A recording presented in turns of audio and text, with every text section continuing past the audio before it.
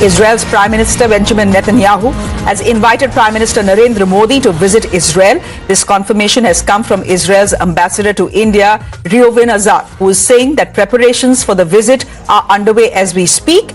भारत के जो prime minister हैं नरेंद्र मोदी, वो जा रहे हैं इजराइल। ये एक बड़ी खबर है इस वक्त पूरे इस खित्ते की, अगर मैं कहूं तो सबसे बड़ी खबर यही होगी। अब क्यों जा रहे हैं, कैसे जा रहे हैं, इसके ऊपर तो सारी बातें हम बात कर सकते हैं, लेकिन ये सिग्निफिकेंट विजिट है। भारत अब सिर्फ इंडो पैसिफिक तक सीमित नहीं रहेगा, बल्कि अब ये कहें कि मेडिटेरेनियन तक अपनी स्ट्रेटेजिक प्रेजेंस जो है वो लिखने वाला है। ग्रीस, साइप्रस, इजराइल एक्सेस ने इंडिया को 3+1 फ्रेमवर्क का इनविटेशन दिया है और यहीं से एक नया पावर गेम शुरू होता है। देखिए, बात साफ है, अगर यूएस और इजराइल मिलकर ईरान के ऊपर हमला करते हैं तो ईरानियन रजीम का ये लोग कचूमर बना देंगे, ये बात तय है। ये एक इंतहाई सिग्निफिकेंट विजिट है। उसमें आप ये देखें कि मोदी साहब का विजिट ईरान जाना का जो बड़ा मकसद है वो यही है जी कि हम स्टैंड अगेंस्ट टेररिज्म। और ईस्टर्न मेडिटेरेनियन, जहां टर्की अपनी जो मसल फ्लैक्स है वो करता हुआ नजर आ रहा है, जहां एनर्जी राउट्स और अंडर सी केबल्स और जो नेवल डोमिनेंस है उसका खेल पहले से ही चल रहा है, वहां अब भारत की एंट्री का जो है वो सिग्नल मिलता नजर आ रहा है। आप सारी पोजीशंस अपनी स्ट्रांग कर देते हैं और इजराइल को कहते हैं तैयार रहना भैया, जैसे हम बोलेंगे मिलकर ठोकेंगे ईरान को। जब सारी चीजें आप कवर कर लेते हैं, और ये मैं 1-1.5 साल से कहता चला आया हूं दोस्तों, I have been saying this for almost 1.5 years, the final game plan is Tehran. दोस्तों, अब जो आप सुनने वाले हैं वो सिर्फ एक विदेशी दौरे की खबर नहीं है, बल्कि भारत की ग्लोबल स्ट्रेटजी का बड़ा इशारा है। जब दुनिया की कई ताकतें इजराइल से दूरी बना रही हैं, उसी वक्त भारत का वहां जाना एक कैलकुलेटेड मूव माना जा रहा है। सवाल यह नहीं है कि द्वारा हो रहा है, सवाल यह है कि क्यों अभी? क्या यह डिफेंस से जुड़ा फैसला है या फिर ग्लोबल ट्रेड और जियोपॉलिटिक्स का मास्टर प्लान? और सबसे बड़ा सवाल, क्या इस कदम से एशिया की पावर बैलेंस बदलने वाली है? आगे जानिए, क्योंकि असली कहानी अब शुरू।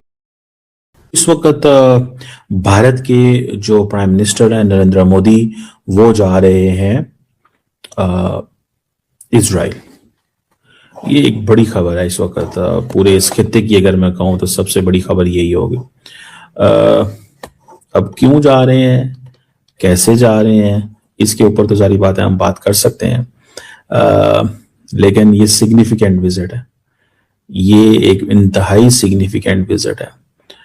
उसमें आप ये देखें कि मोदी साहब का विजिट ईरान जाना का जो बड़ा मकसद है वो यही है जी कि हम स्टैंड अगेंस्ट टेररिज्म। अच्छा, इंडिया की पॉलिसी बड़ी, वो जिसे कहते हैं ना, इस तरह की है कि आज मैं देख रहा था कि जी हॉलोकॉस्ट का रिमेम्बरेंस डे था, फॉरेन सेक्रेटरी विक्रम मिश्री इजरायली प्राइम मिनिस्टर के साथ खड़े हुए थे। इंडिया के डेप्टी नेशनल सिक्योरिटी एडवाइजर पवन कपूर ईरान के अंदर हैं, वो अली लारेजानी से मिल रहे हैं, जो सेक्रेटरी हैं ईरान की सुप्रीम नेशनल सिक्योरिटी काउंसिल के। अच्छा, और मोदी साहब क्या कर रहे हैं? मोदी साहब इजराइल जा रहे हैं। आप यहां से अंदाजा लगा रहे हैं कि ये क्या हो रहा है। और अगले हफ्ते जयशंकर साहब भी अमेरिका जा रहे हैं।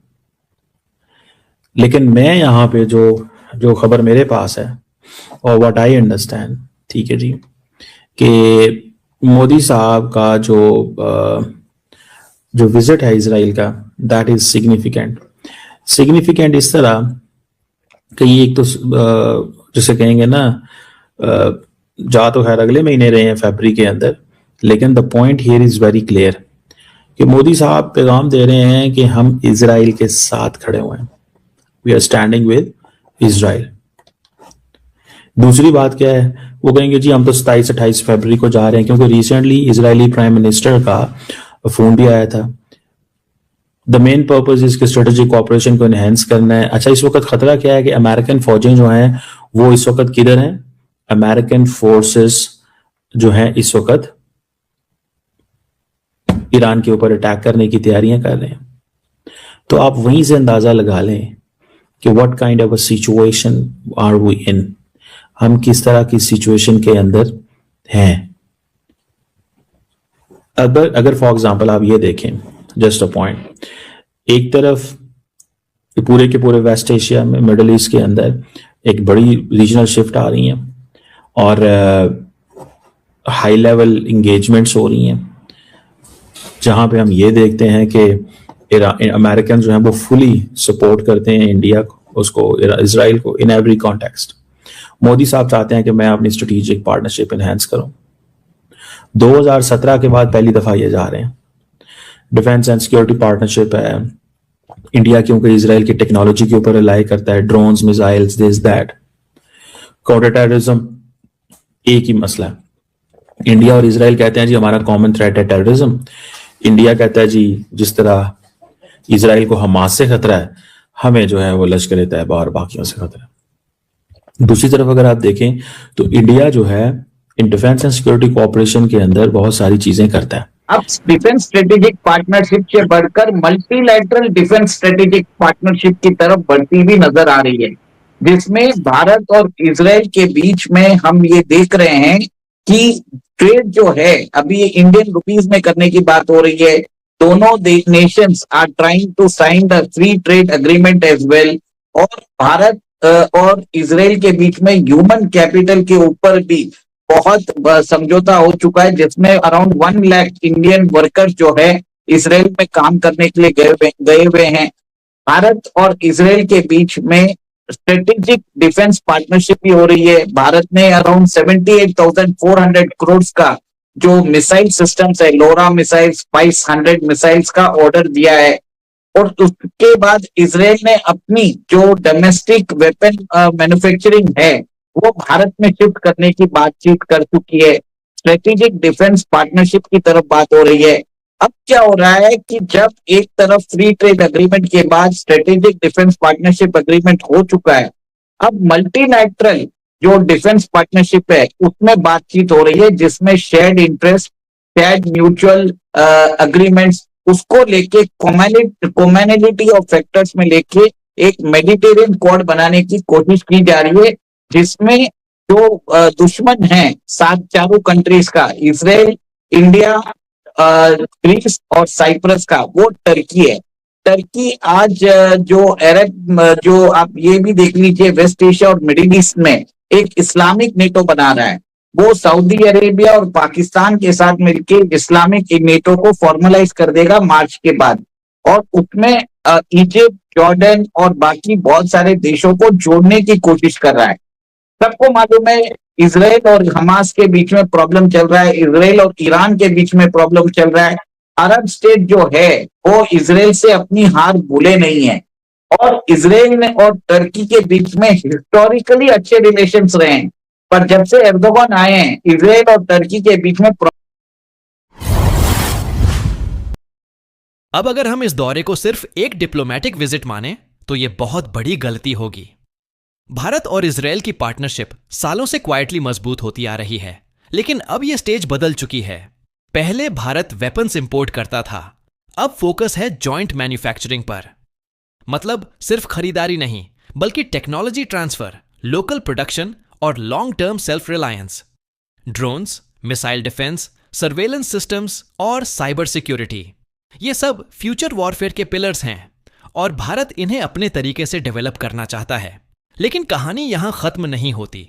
असली स्ट्रेटेजिक मूव है emerging trade corridor, middle east के जरिए यूरोप तक सीधा एक्सेस। यह सिर्फ ट्रेड रूट नहीं, बल्कि ग्लोबल इन्फ्लुएंस का रास्ता है। इससे सप्लाई चेन तेज होगी, शिपिंग कॉस्ट कम होगी और भारत यूरोपियन मार्केट्स में और कंपेटिटिव बनेगा। यही वजह है कि इस कॉरिडोर को जियोपॉलिटिक्स का गेम चेंजर कहा जा रहा है।